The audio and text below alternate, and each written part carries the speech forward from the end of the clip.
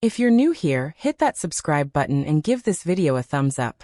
Your support helps us bring you even more incredible, must-watch stories. What would you do if you craved intimacy and decided to let off some steam but right in the middle of it your childhood friend walked in and caught you? You'll find out how I handled it. My name's Madison. I'm 22. This all happened just a couple of weeks ago, during fall break. To set the scene, I hadn't been home in over 2 years. I'd been living and studying overseas, miles and time zones away, chasing degrees and deadlines and everything in between. Finally, at the end of a long term, everything aligned and I booked a flight back. The reunion was overwhelming in the best way. Hugs that felt like anchors, my mother's lasagna that tasted like memory, and a house that had somehow stayed the same while I changed. Then Ryan showed up. Ryan was my constant growing up. The kid next door who was there for scraped knees and midnight hide and seek.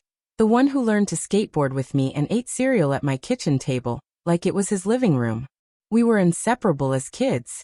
The boy who used to be lanky and awkward and glued to my side was suddenly hard to recognize. He'd grown. Not just taller. Everything about him had filled out. Broader shoulders, quieter eyes, a kind of calm you don't get overnight. He looked like someone who'd been through a metamorphosis between chapters of his life. When we hugged, I felt the firmness of his back muscles beneath his shirt, and for a second the world seemed a little unreal. The first night back we talked for hours. The conversation was effortless and strange at once. The old jokes, the small way he still watched for my reactions, the familiar cadence of his laugh. Yet there was something new too. A deeper voice, a steadier presence. Things I'd never noticed as a kid. The way his brow furrowed when he concentrated, how his smile softened around his eyes, now caught my attention. By the time everyone else went to bed, I was exhausted. 18 hours of travel, delays, and the kind of tired only homecomings bring had taken their toll. I climbed the stairs, shook the jet lag from my limbs in the shower, and slid into my old bed like I was stepping into a time capsule. The posters were still on the wall, the same mug on the shelf, the same drawer with silly trinkets I'd hidden away in high school. It smelled like my childhood. Maybe it was the jet lag. Maybe it was the comfort of being back. Or maybe it was the unnerving way Ryan's presence made me notice my own body again. The way a laugh could make me feel warm in my chest. The way memory and the present braided together. I lay in the dark, alone with my thoughts. At first it was nothing. Just a touch of exhaustion and the relief of being home. But slowly, thoughts drifted. It had been ages since I'd let myself breathe. College and studies and dorm life and the constant pressure of being on had frayed me. In the stillness that only a childhood room can hold, I let myself relax, then wander inward. At first the wandering was innocent. A hand over my heart, a deep breath, the kind of simple acts you do to remind yourself you're alive. But memories of Ryan kept surfacing. The cadence of his laugh, the way he'd always know when I was nervous, the way he used to steal fries from my plate when no one was looking. There was a curious tenderness in those memories now. An adult cast over a youthful familiarity. I tried to dismiss it. We're friends, I told myself. He's family adjacent in my life, the person who grew up next door. That's all. But the more I tried to intellectualize the feeling, the more physical it became. A warmth that started at the throat and traveled lower, a quickening of breath, a sense that something dormant was stirring. I let the sensation into the edges of my imagination. Not to cross any line but to understand it. The images weren't obscene or pornographic. They were intimate in the way memory is intimate. A layering of what I'd known about Ryan with what he had become. I imagined his hands steady on my shoulders, his voice low as he teased me. I imagined him close, not in the childish way of our past, but as an adult with all the distance and possibility that label implies. There was also a guilt that arrived like a cold draft. It whispered about boundaries and the long shelf of what-ifs. It reminded me of the years between us, of the time apart, of all the ways we'd changed. And yet there was a magnetism to the thought, the way one memory pulls at another until the whole coil unravels. I told myself it was harmless. Fantasy can be a reset.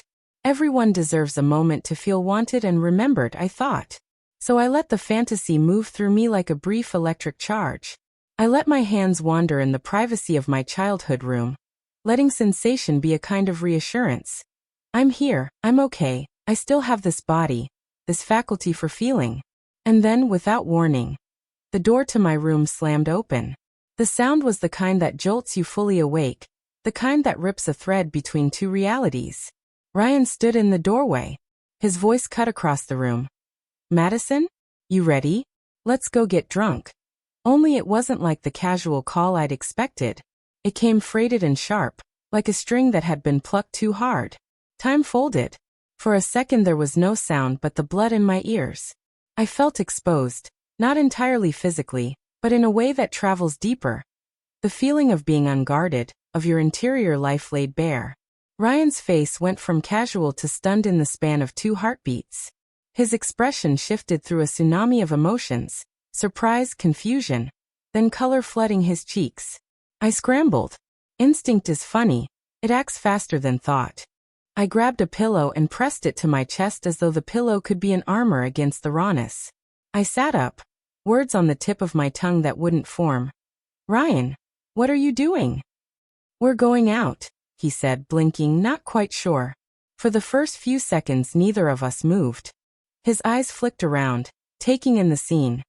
The rumpled bed, the dim light, the way the room had become a reflection of the private version of me.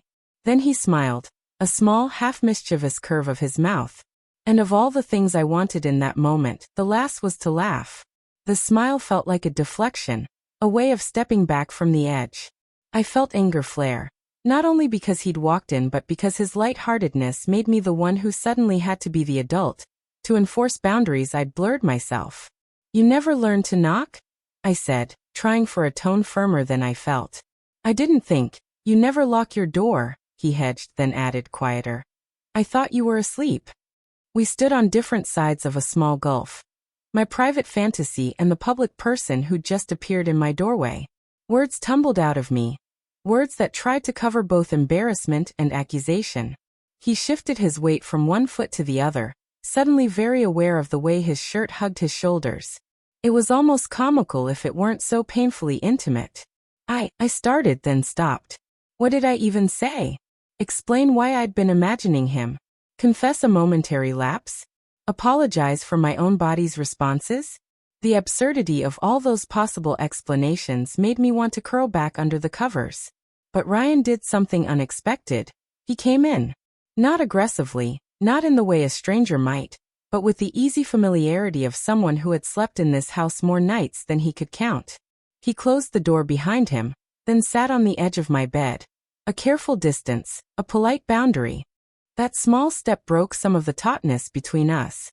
We were both adults in that room now, 2 people who had grown into new shapes. You okay? He asked, voice quiet enough that I knew he was trying to be gentle. I let out a breath that felt like it had been held for a long time. Yeah, I said, and in the confession my voice wavered. Just tired. Travel. He nodded, and for a moment we sat with that plainness. The absurdity of the situation settled into a new, more complicated hush. There was tension, yes, but also relief. The worst thing that could have happened, the complete misunderstanding, had already happened, and we were navigating the aftermath. We talked. At first the conversation moved in safe circles, flights, food, family gossip. Then, tentative like the first buds of spring, we circled closer to the real subject. We traded memories of the neighbor's Halloween when we'd both been too scared to go into the haunted house.